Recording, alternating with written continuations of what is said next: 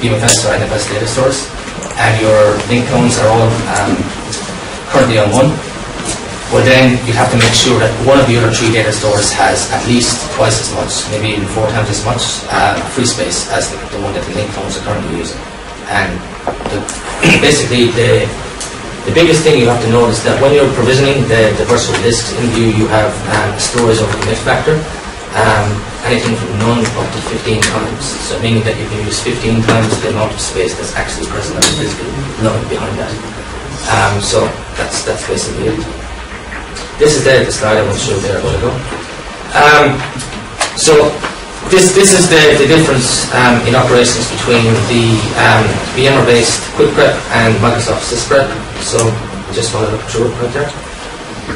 So it looks like VMware are obviously pushing Quick Prep on everybody because it's saying that the SysPrep needs to be done for most view-based operations, whereas Quick Prep doesn't. With the possible exception of the third-party GUIDs.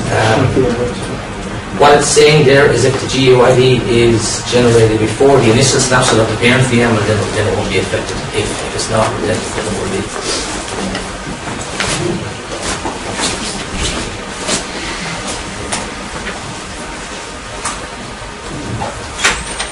Yeah, just one or two things about the security server. It has to be Windows 2008 or 2, 64-bit, otherwise the installer won't let you work. I don't know why that is, but I think they use some network policies inside 2008 server that are not on 2003 server. You can have multiple security servers, 2003 and 2008, but only those 2008 or 2 ones will have the ability to support the P-Secure or P-Secure gateway feature. Again, most people have put this in the DMZ. It does the RDP, PC over IP, and USB redirection. The PC over IP is encrypted, AES 128. To this.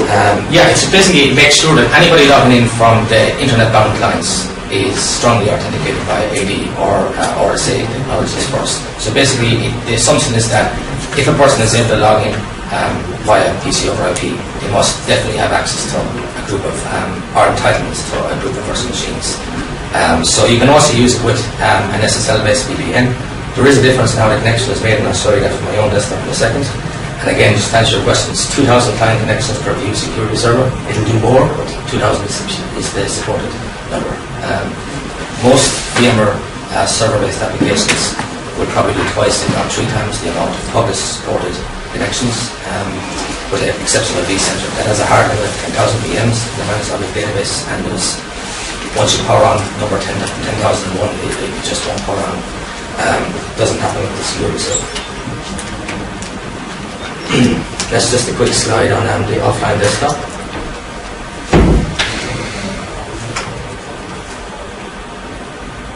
This is showing the replication. There is no chance for an offline desktop if you have a rogue warrior user who's very unlikely to connect regularly to the corporate network, to grant this user permanent offline mode that we can say like once a month he's connected to the office or he's in the office, that the changes on the VM are synced to the laptop, in other case he's permanently offline?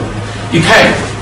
The way you do that is you set the heartbeat frequency within View Manager itself. So if you want that user to have to connect to the office 1 time per month, well then you set that option there. But if you didn't, you can also elongate that if you are an administrator in View. So if the person is on vacation, let's say, for the last 2 weeks, you could elongate that to be 60 days rather than 30. Okay. Yeah. What's the maximum one can set there? Infinity, really. You don't have to check back in at all. Yeah. It just kind of affects the security of the overall implementation. But if you have people that you can do it to answer your question. Yeah. Shortly, guys, we're going to build a View environment. Slides are never very interesting, but just wanted to say a couple of quick things on the infrastructure components. Use vSphere 4.1 if you can at all help it. The scalability and performance increases that you get, particularly in the storage field through VMware AI, are incredible. You can use 4.0, 3.5 if you want. I believe that View 4.5 will use ESX3 3.5 hosts, but they have to be managed by the vSphere server 4.0. Again, with 4.1, with a fully compliant 4.1 environment, meaning vCenter 4.1, ESX 4.1 or ESXi 4.1, view compose will use something called vSphere mode, which basically means that there's far less API calls when we're doing provisioning or rebalancing or recomposing tasks. So the net result would be that to build 1,000 VMs on a particular architecture takes 35 times longer if you don't use vSphere mode. The architecture was in the EMC Cisco Alliance that they did a case study on. So the fully compliant vCenter, ESX and View 4.6 is probably what you want to do for large scale environments.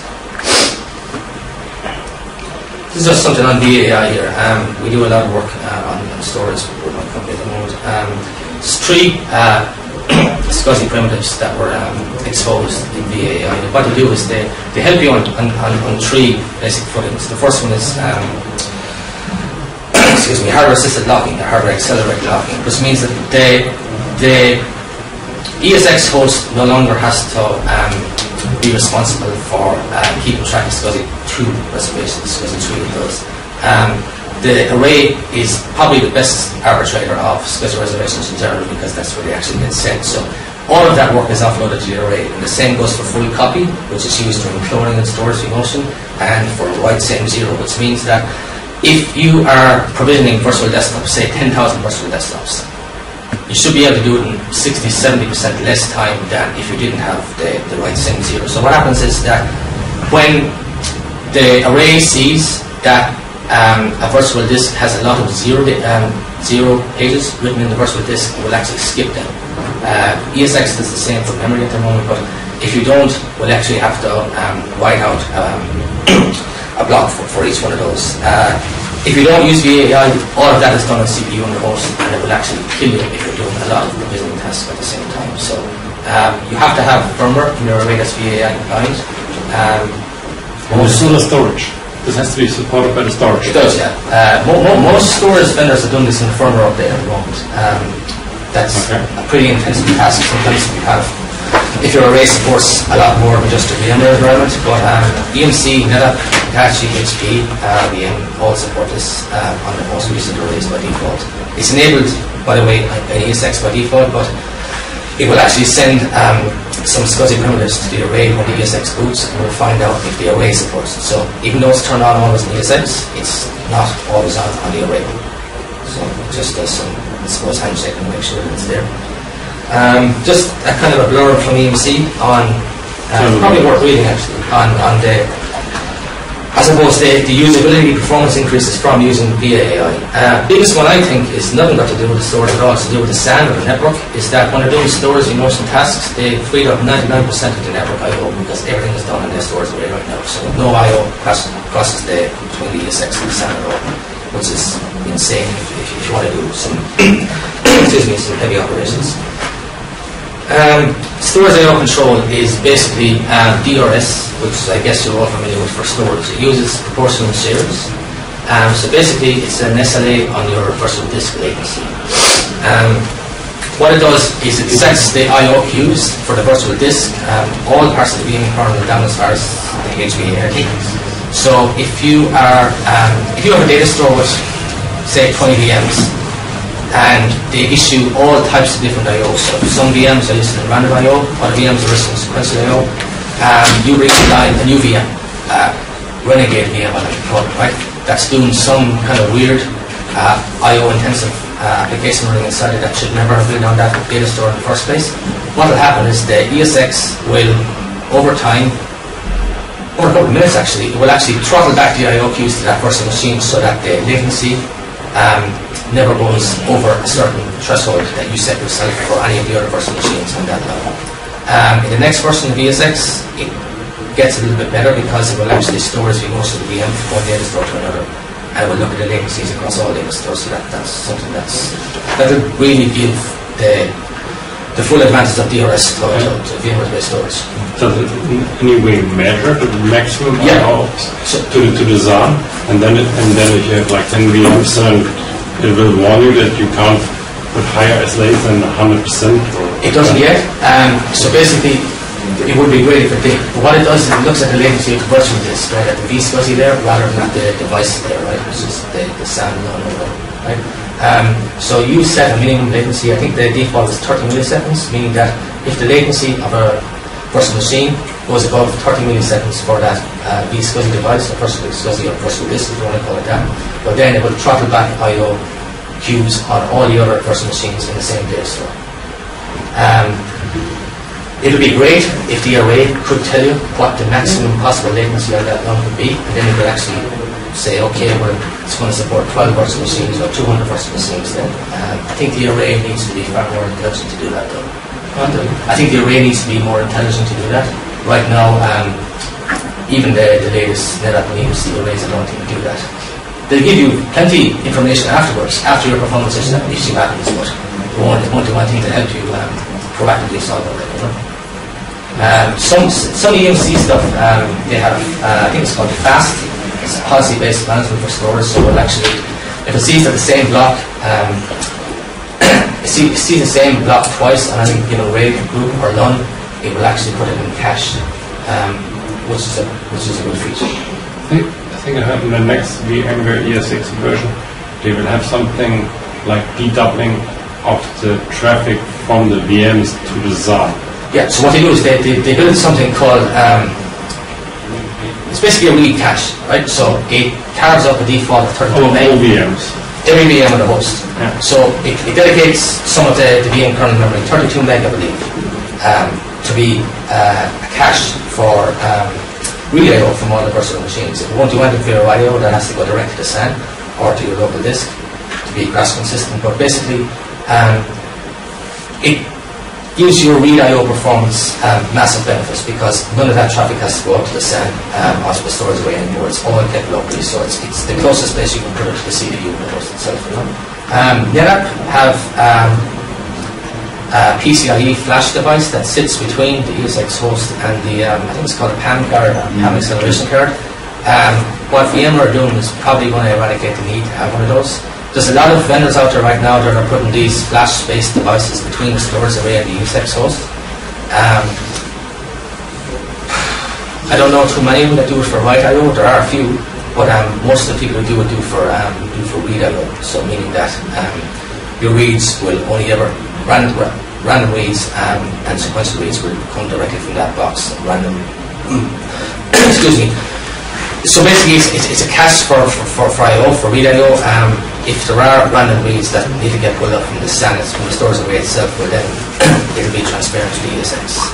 Instead of having SSD cards or SSD hard drives. On the host itself? No, on the ZAN. Yeah, exactly. It was very expensive. They max out the backplane. Yeah. What about the PCIe bus? Yeah, that's right. I think ESX in the next version as well supports swap, the vSwap file and SSD. I think at the moment if you try to format a VMFS file on an SSD itself, it doesn't happen for some reason.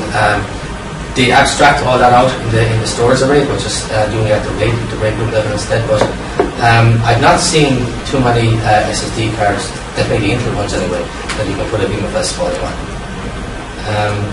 If you do it in the next version. Non-flash to see something. Oh, non-flash. Okay. For example, Fusion I/O also. Oh, the PCIe based. Okay. They are really fast. Oh, and they can stream 1,000 HD videos from one. Wow. Really amazing. You need performance. That's the best one I've seen is the DDR RAM, I think it's called, or DDR drive. It does something like 350,000 random I/Os. It's a DRAM based PCIe device that is supported for ZFS, which is working as well. Yeah, it's something like $2,000 per card, 4 gigabytes per device. So you need a lot of them, like, you know. But it's primarily geared to be a caching device for ZFS or other log-based file systems. It may help you out in the VMware environment if you're using NFS that's hosted on the ZFS server, but it probably won't even be seen by ESX if you pop it directly to the box. First, not yet. Disk alignment is very important for any virtualization environment. Most x86 operating systems don't align to the LBA 64 address. They align to 63, apart from Windows 7 and Windows 2008. So what that means is that you actually have to go to the virtual disk itself, run fdisk on it, and set the